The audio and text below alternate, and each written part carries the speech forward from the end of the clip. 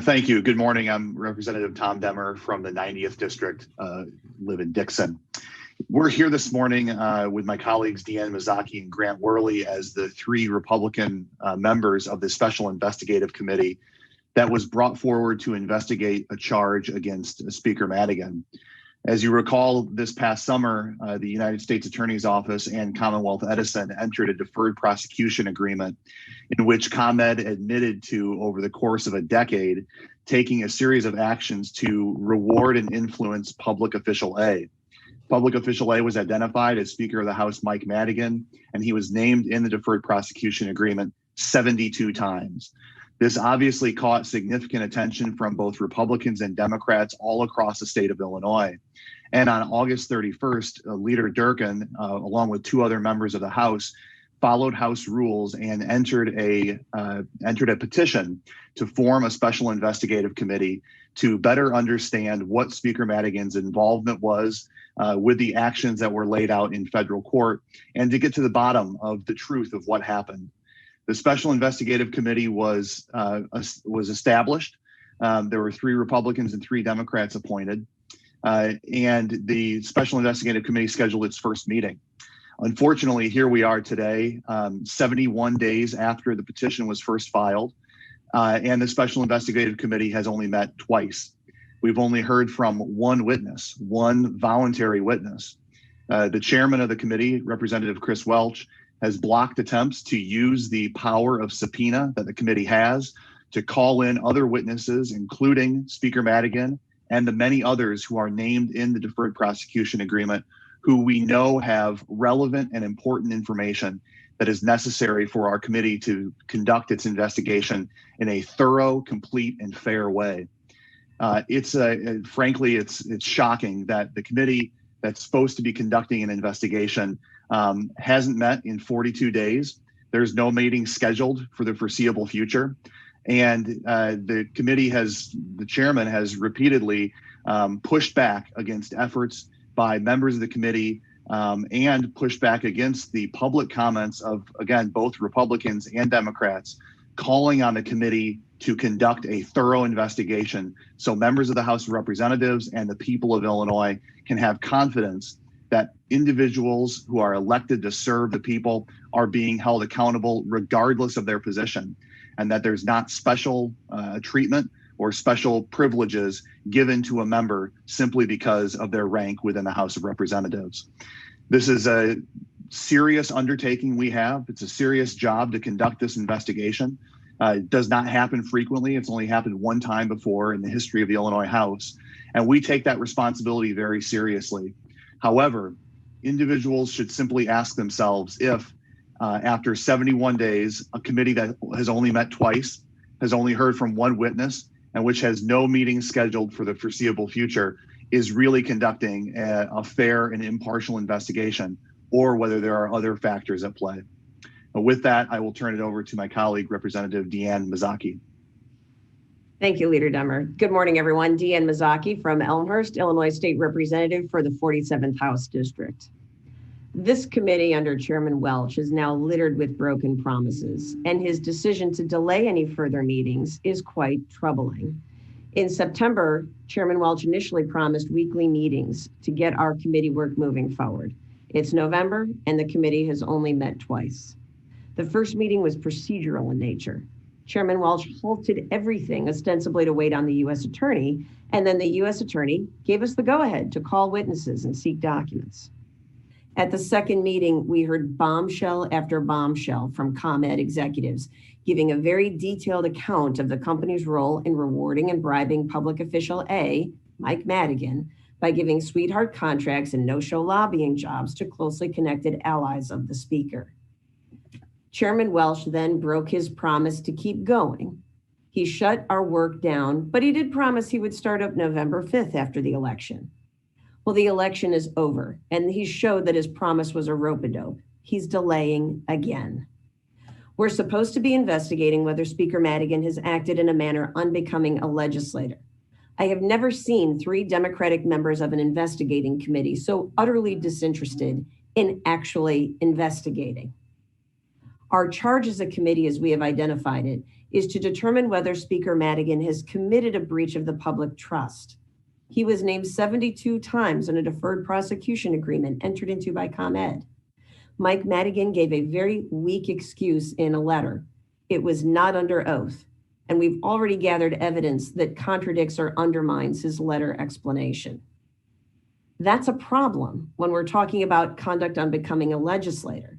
The standard for being an honest legislator shouldn't be you haven't yet been found guilty in a criminal court of law. Mike Madigan owes the people of Illinois a higher standard than that, and many of his own Democratic House members have said they want a higher standard than that. Again, Mike Madigan has given his position in an undated September 25th, 2020 letter.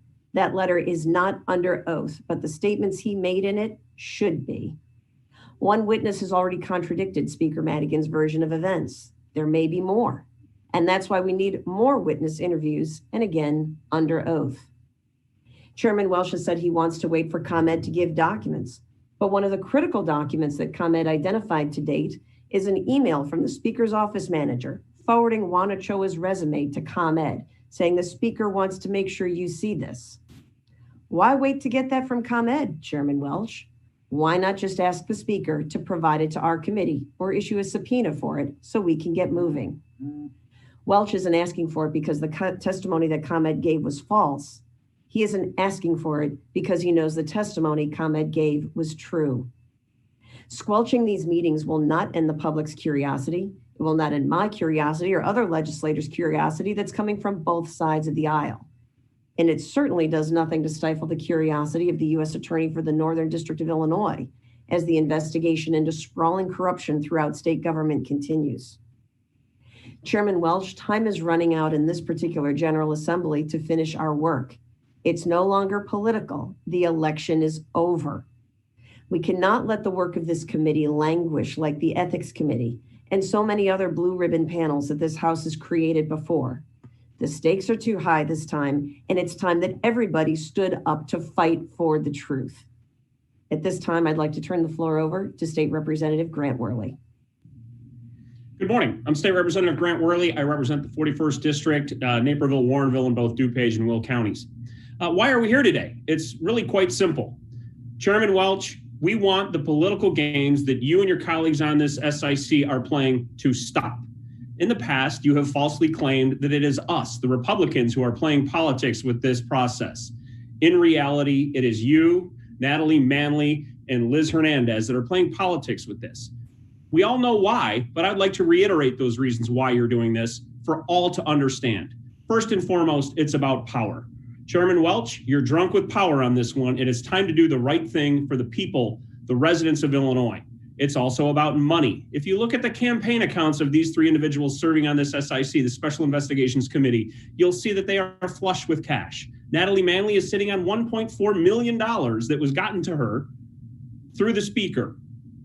It's also about jobs. If you look at who is employed within state government, you'll see that Liz Hernandez, who is part of the Metra scandal, her husband works for the House. Chris Welch is on record as trying to get his wife a job, a state job, and his mother a state job. So this gang of three is doing whatever they can to protect the Speaker because it in turn directly benefits them. Stop playing politics. Do what's right for the people of this great state of Illinois. Three leaders of the Democratic Party just this week or this past week called on the Speaker to step down from at least chairman of their party. Governor Pritzker, both of our senators, Senator Durbin and Senator Duckworth. Senator Duckworth went a step farther and said that the Speaker should step down from serving as Speaker of the Illinois House. I could not agree more with those three.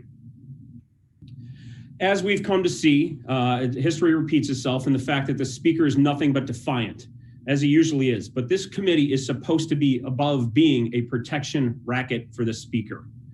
The Special Investigating Committee has only been convened in extremely rare cases that warrant serious investigation of the behavior of a member of the House of Representatives. We entered into these proceedings seriously and soberly. We do not take the joy of seeing corruption in government. We simply want to clean out corruption in government. This week, several top Democrats, as I mentioned, recognized that the Speaker Madigan's record of unethical behavior and his fostering of culture of corruption in Illinois is an anchor that is dragging down their party. Just yesterday, we had another sitting member of the Illinois House say that he's not going to vote for Micah J. Madigan as Speaker.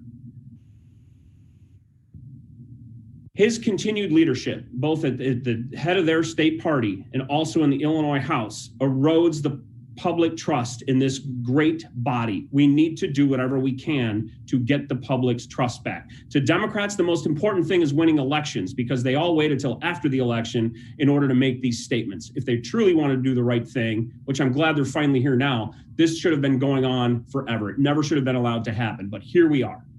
The election is over. Let's do the right thing. A new General Assembly is coming in soon. Let's get back to work. Let's get the Special Investigations Committee so we can start to work and rebuild that trust in the public process in the great state of Illinois. With that, I would like to turn it over to our counsel, Ron Safer. Thank you. Good morning. My name is Ron Safer from Riley Safer Homes in Cancilla. I am counsel to both the petitioner, Leader Durkin, and the Republican members of this investigative committee. The committee is, as it's stated, an investigative committee. I have had the privilege of investigating, matters related to criminal conduct in the Northern District of Illinois for over 10 years as an assistant U.S. attorney. You cannot investigate matters related to criminal activity by inviting people to come forward and speak with you about it. You must subpoena them. If in the Northern District of Illinois, the U.S. Attorney's Office invited witnesses to appear in front of a grand jury instead of subpoenaing them, it would be a lonely exercise.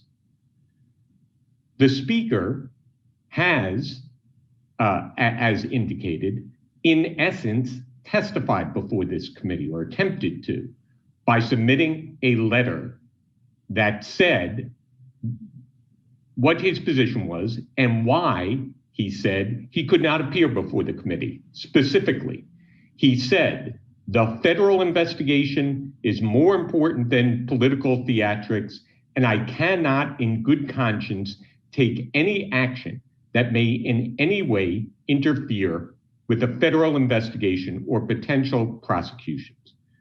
First of all, it strains credulity that the Speaker is concerned with the health and welfare of the criminal investigation into his conduct.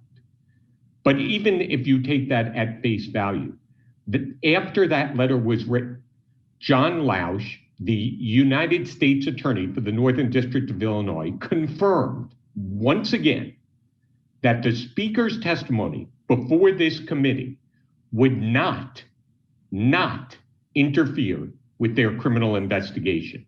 There is no excuse for the Speaker not to appear before this committee.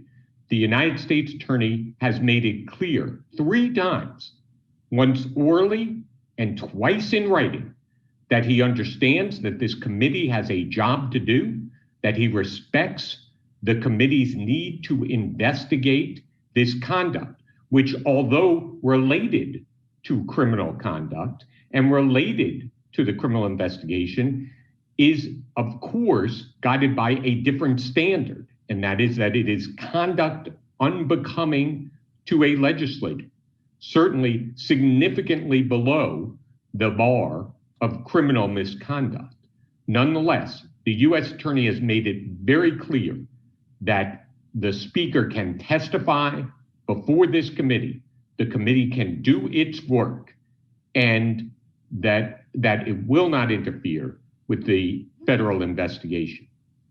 What Speaker Madigan is doing is trying to enforce 2 different sets of rules, one for everybody else and one for himself.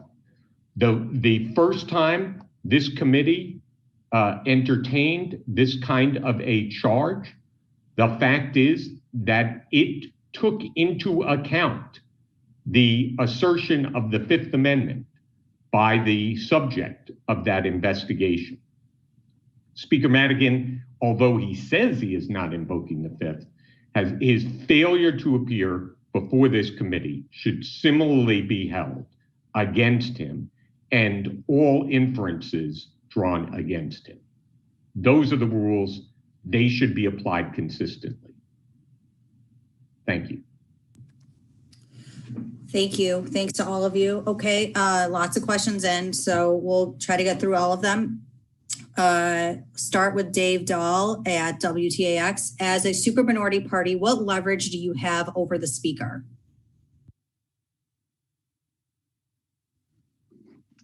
I'll answer. So this is the process we have against the speaker or any member of the House who commits a breach of the public trust or engages in conduct on becoming a legislator. This is following the House rules, the establishment of a special investigative committee, and the exploration of any discipline against that member. This is kind of the point that we're making here, is that the Speaker of the House should be treated as any other member of the House of Representatives would be when these charges are brought, and we should move expeditiously through an investigation and conduct a thorough investigation to make a recommendation. Greg Bishop at the Center Square. Any confidence this process will be completed before the new General Assembly is seated? What is the likelihood of having a hearing when the General Assembly comes back next week?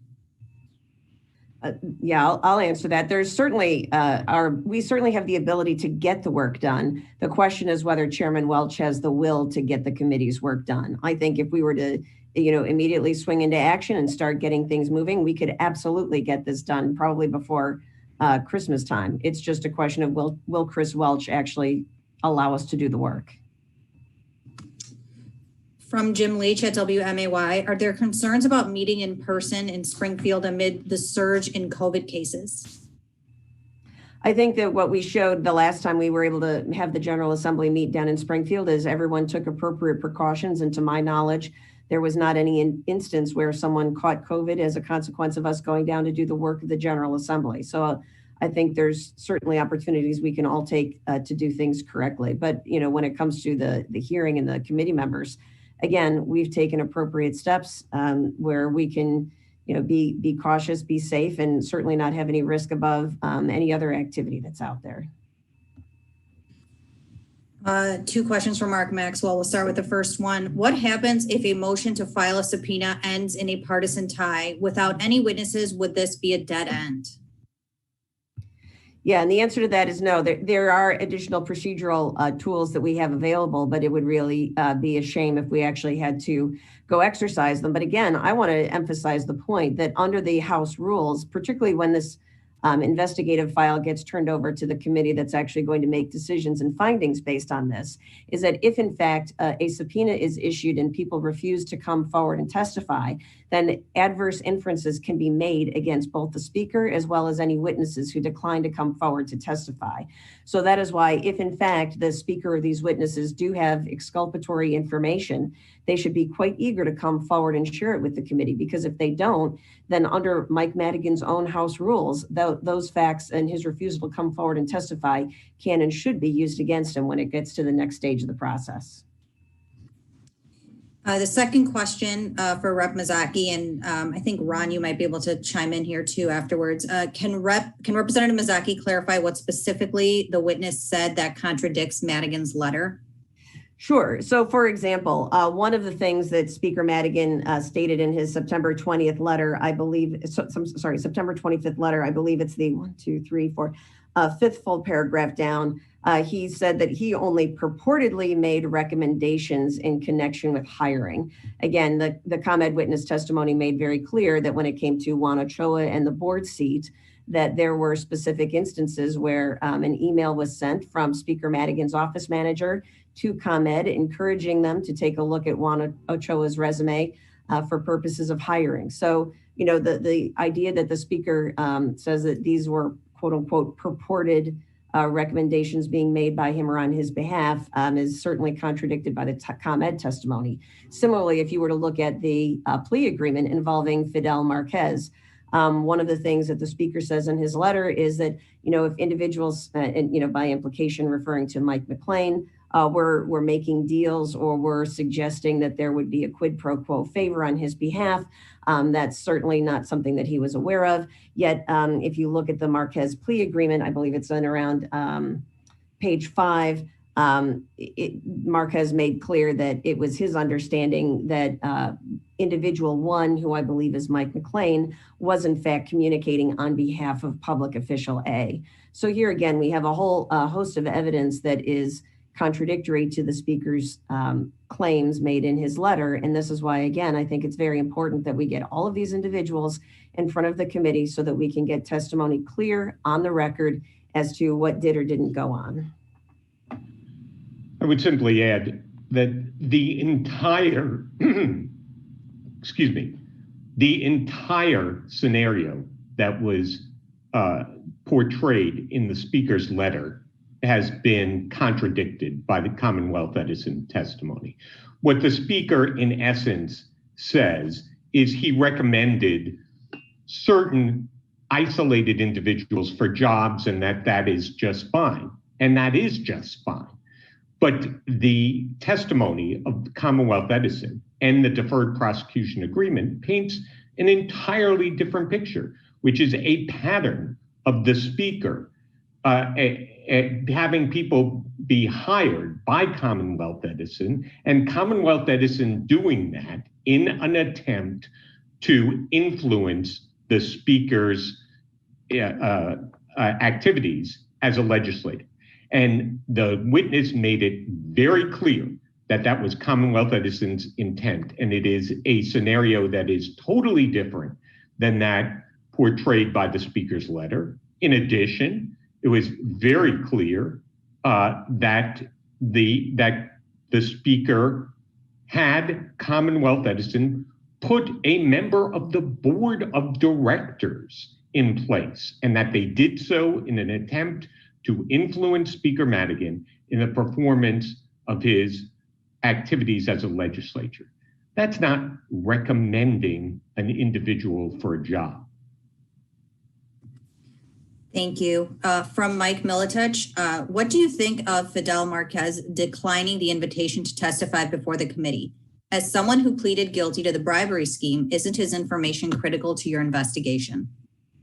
Sure. I think that his information is critical to the investigation. And again, I think that if you look at the terms of the statements that were made in his plea agreement itself, some of the critical pieces of information are in fact contained within that plea agreement. You know, one of the ones that I just mentioned, where he admitted that it was his understanding that individual one, believed to be Mike McLean, was in fact communicating his desires on behalf of public official A, Speaker Madigan. So I think particularly when you take that piece of information and combine it with the various statements that that Mike McLean is believed to have stated that are recorded in the ComEd deferred prosecution agreement, that paints an extraordinarily bad picture when it comes to the speaker. So I think it certainly would be better for Fidel Marquez to come forward and tell his story. If the only thing we're left to, to look to are his plea agreement as well as the companion, testimony that he provided in court in connection with that plea allegation, so be it. But, here again, this is an area where I think it's incumbent on Chairman Welch to call us back in and say, okay, do you want these, statements that were made by Fidel Marquez to effectively be the findings as to his testimony? Or do you think that there's some clarifying information that might be exculpatory to the speaker, in which case you should bring him in and issue the subpoena. And then again, we can, cross that bridge when we get to it. Even if Madigan and others are subpoenaed, they can decline to answer question. How does that advance the House investigation? Sorry, again, this advances the House investigation because, as we noted previously, under Mike Madigan's own rules, if you are asked questions and decline to answer, whether it's because you're pleading the fifth or for some other reason, precisely because this is not a criminal court of law, this is a proceeding that relates to the House governing itself, those statements that you're declining to answer because the answer may incriminate you can actually be used to make adverse factual inferences by the committee that ultimately makes recommendations in connection with any discipline. Mike Militich, Rep. Worley, you have consistently fought for ethics reform and called out Speaker Madigan. How would you feel if this committee doesn't finish its investigation before the next General Assembly? So as I get ready to leave office in January 12th, or whatever the date is, I know that when I first came in 2015, that I have done everything that I possibly can to raise the bar when it comes to ethical standards, that I've done everything that I could to root out corruption to this point.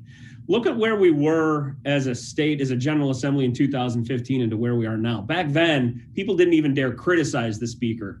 And now here we are with the SIC going on that is exposing at its very core the corruption that is central to the man's very political existence. So would I like to see it done before I leave? Absolutely. But I also take great pride in knowing that I was a part of getting us to where we are. I think it was Voltaire that once said, to determine who rules over you, simply determine who cannot be criticized. And here we are, because of Profiles in Courage, of people finally stepping up and calling what they see and what's going on in Springfield. It's a new day in Springfield right now. I might not be around to see the new General Assembly complete this task, but I take great pride into getting us where we are now. And then one last off-topic question actually for you, Representative Worley. Do you have any comment on the delays we're seeing in counting or reporting the count of mail-in ballots in your race? Do you feel as if there's a transparency issue if we don't see any significant results posted until November 17th? I do. I think the county clerk here in DuPage County, we need to take a serious look at how we run our elections. Not only were there significant time delays in posting the results on election night, but the vote by mail process is someone that I have a raised eyebrow to. As part of my campaign, we sent a chase letter to everybody that requested or was sent a vote by mail ballot. Currently, I'm sitting on over 250 of those that were returned either undeliverable, address change, forwarding time expired, and yet it was through the county's data that we got the list of who actually was sent a ballot. So there are some concerns. I try to believe as much as I can in a fair and open election process here, but the delays certainly aren't helping, and we need to look at how we can at least get a more transparent VBM program, vote by mail program going on, especially here in DuPage County. We used to be the leaders in recognizing how we report elections, and now we're woefully lacking. Thanks. Okay, and actually I just had one more question come in from Greg Bishop at the Center Square. What are those procedural actions to get a subpoena if deadlocked in the committee? Stay tuned. All right, on that note, we thank everybody for joining us. If you have follow-ups, please go ahead and reach out to me. And with that, we will, I'm sure, see you all soon.